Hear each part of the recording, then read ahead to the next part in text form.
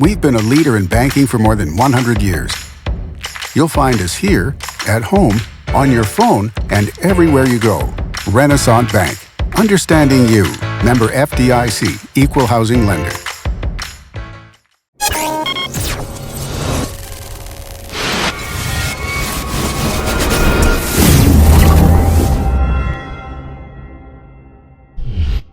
Sponsored by Renaissance Bank.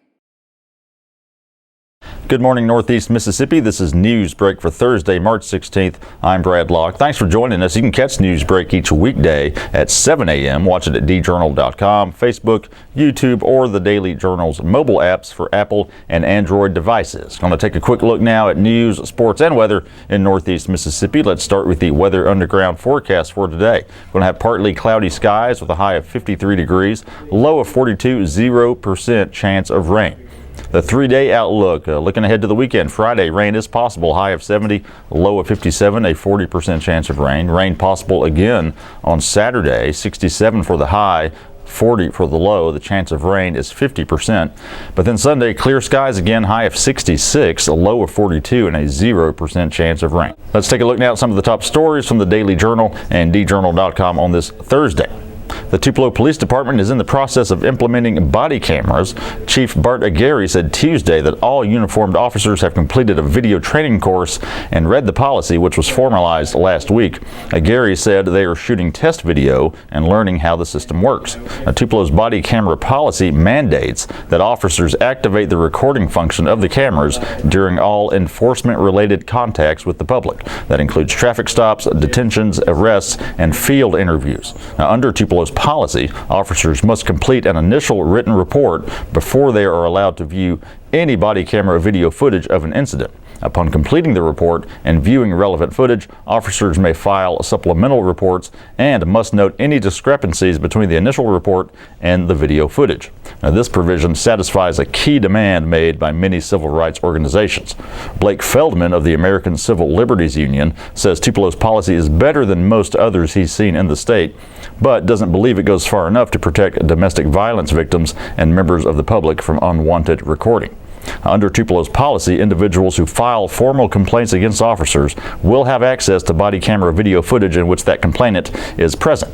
Other public access to body camera video footage is at the discretion of the police department. Public education advocates will gather at the Mississippi Capitol this morning, and at least 2 familiar faces from the Tupelo area will be among them. Former Tupelo Mayor Jack Reed Jr. will speak at the event, while Senator Chad McMahon plans to attend in support.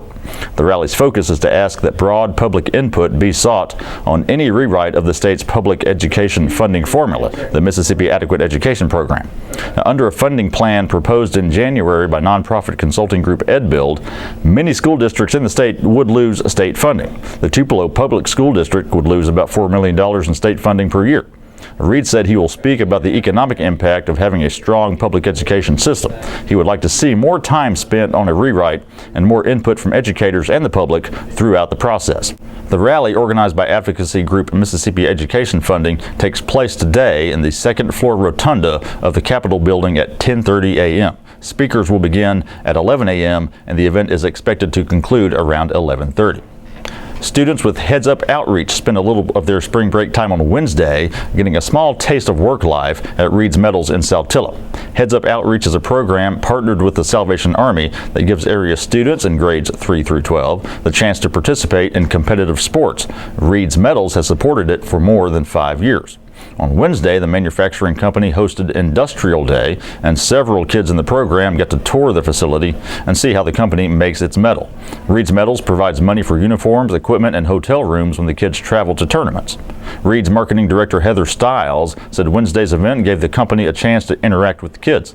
Heads Up Outreach Director Carrie Chambers said Industrial Day is a great way for the kids to meet the people who support them and to get a live look into a work environment.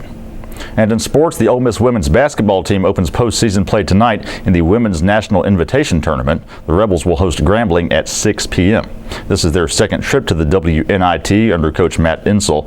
Ole Miss brings a 17-13 record into tonight's game, including a 6-10 SEC mark. The Rebels are led by Medina Muhammad, who's averaging 13.3 points per game, and Chandrika Sesham, who's averaging 12.5. Last time it was in the WNIT, Ole Miss reached the third round in 2015. Grambling has an 18-14 record and won the SWAC regular season championship. The Lady Tigers have won 13 of their last 15 games. And hey, if you haven't done so, you got a quick reminder to be sure you fill out your basketball bracket this morning in our online contest. You have 3 chances to win the North Mississippi Sports Medicine March Fever. To play, just log on to djournal.com/March Fever. That does it for Newsbreak today, but we do want to remind you to check out a couple of the podcasts we produce here at the Daily Journal. The Memo, all things Northeast Mississippi, news and entertainment with myself and W. Derek Russell. In new episodes every Wednesday and Friday. Find it in iTunes, your podcast apps, or at memo.djournal.com. Be sure to check out Wednesday's episode, in which we go into great detail with Caleb Badillion about the Tupelo Police Department body camera policy. Also, education reporter Emma Kent gives us the latest on the Kids Count report, and Capitol Bureau Chief Bobby Harrison updates us on the state legislature. Also, be sure to check out the Double Coverage podcast, all things Ole Miss and Mississippi State sports with Parrish Alford and Logan Lowry. New episodes every Thursday. Find it in iTunes, your podcast apps, or at doublecoverage.djournal.com. All the stories I talked about today you can find in your Daily Journal or at djournal.com. We're on Twitter at djournalnow. Give our Facebook page a like as well. That's it for Newsbreak on this Thursday. I'm Brad Locke. We'll see you next time.